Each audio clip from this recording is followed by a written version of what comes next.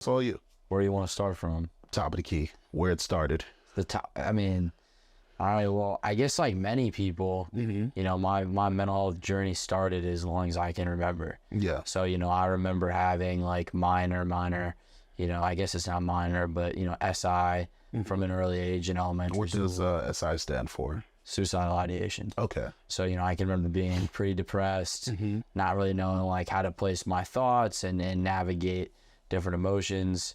And then they, come in like go heaps and waves throughout the peaks and valleys throughout the next, like 10 years of my life. And then more so where my like kind of direct story and kind of mental health odyssey begins is at the end of my sophomore year, or sort of in the spring of my sophomore year of college in 2020. So right before the pandemic started. I definitely didn't have the best mental health regulation as far as like my behavioral cycle went early in college and to high school. When it comes to your behavioral cycle, is that something that you're aware of, or something that like they've given you bits and pieces, but you have to figure it out as you go?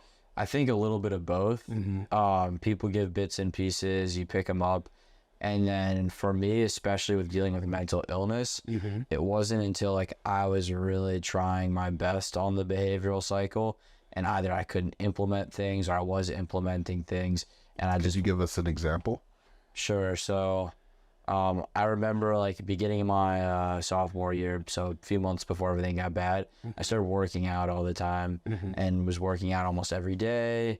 There's a physical transformation, started feeling a little bit better, but there was something as far as like the anxiety was going, and as far as sort of like how I was expressing myself, and there was still codependency in my life. There was still depression in my life. Yeah. There was still anxiety. Like a lot of these major feelings that I even still struggle with today in a better place, they were still there with the working out, with eating a little bit more mindfully and hydrating more, with being a little bit more vulnerable about it. I started talking about it more with people. So I was taking those bits and pieces from people, and it still wasn't there. And so where my story begins at the in probably like February of 2020, really started with like I was going out, doing stuff like Players Club, and every time I would go out, I would get super depressed at the end of the night, and it was a really like a horrifying theme, and it was like I could kind of make it through my days, but even during the weeknights, like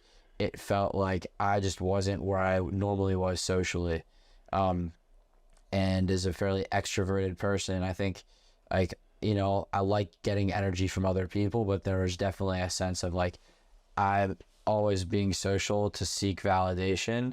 And it's not that that's a fake relationship or that I don't like the people I'm hanging out with, but it's just like sometimes I'm just overdoing it because I don't have enough validation for myself, and I can't set aside time to read or to even watch TV by myself or just do basic things on my own.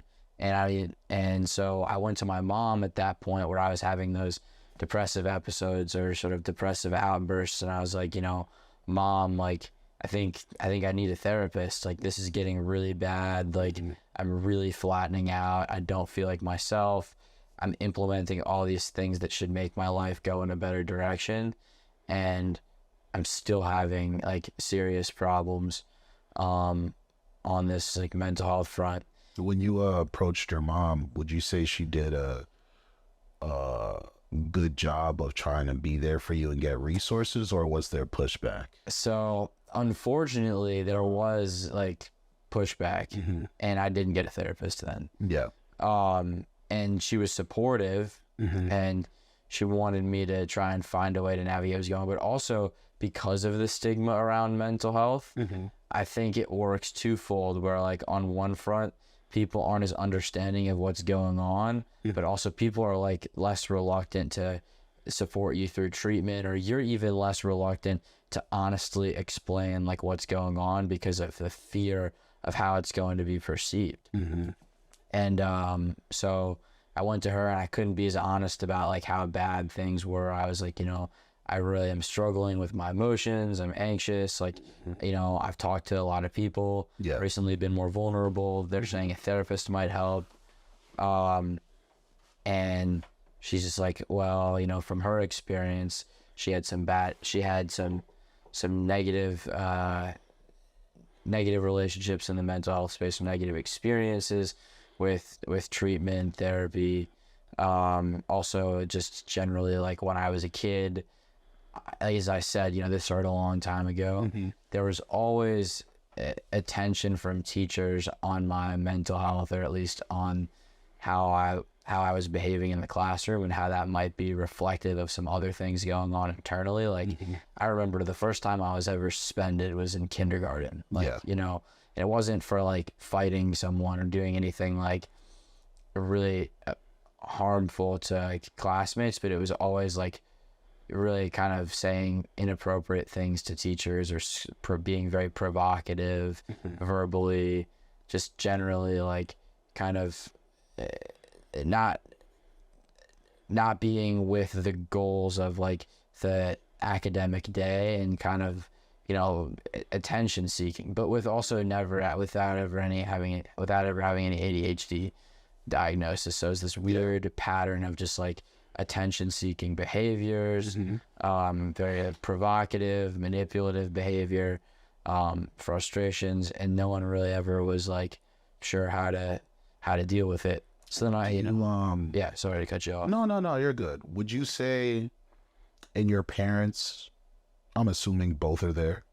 Both are there. Yeah, mom and dad. Yeah. Would you say in your parents trying to protect you, that trying to give you the normal life that every kid deserves may have gone in the way of the help or the diagnosis you could have sought that would have helped you down the road? Because it's not a blame game. You feel what I'm saying? We know, we understand that like parents are here to protect us, but sometimes that protection may get in the way, or the way things are treated back in the day. Because where mental health is and how it's treated now is not the same as how it was treated 15 and 10 years ago. Yeah, not at all.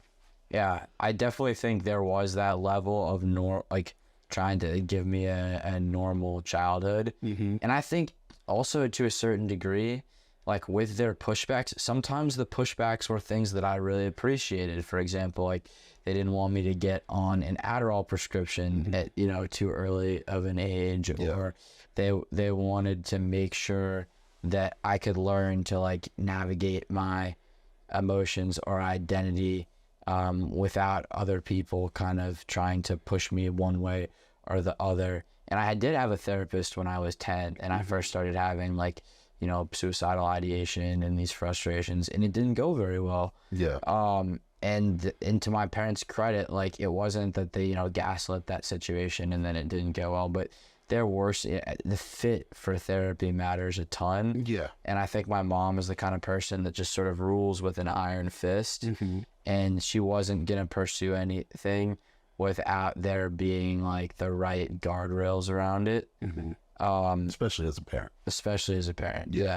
So it was a complicated situation, and I wish that there was something that could have been done about it at an earlier age. But to a certain degree, even now I look back on it and I'm like, you know, maybe finding a therapist that was the right fit, maybe, you know, finding the right medications. But even then, like the stuff that works for me now probably wouldn't have worked for me as an 8-year-old, or at least it's hard to put an 8-year-old kid on like intense mood stabilizers.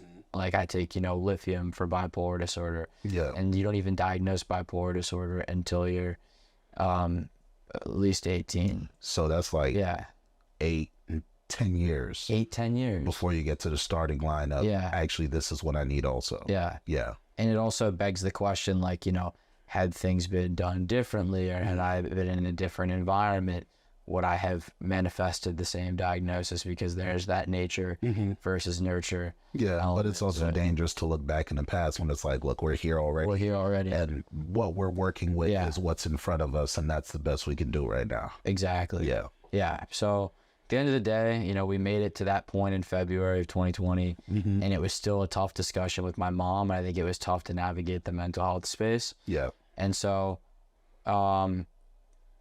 there's always a positive to everything. And like, I think from having that pushback, I think it showed me a little bit more of that sort of twofold side to Stigma, where it's like not only are people on the other side looking at mental health issues the wrong way, and I think especially with something like suicidal ideation, there's this sort of spectrum of like dramatization versus serious problem, and people who are kind of like really there are a lot of people out there who are dealing with it who never say anything, and that's because until it gets really serious, a lot of people in this world just look at it and say like, oh, they're just being dramatic, or oh, they need help, or Ignoring it has become normalized. and knowing it has become normalized. And there were a lot of points in my life where I was highly functional and actually still experiencing joy for like half of my days or more than half of my days. But there were still these moments that would come in where I would have thoughts about suicide or entertaining it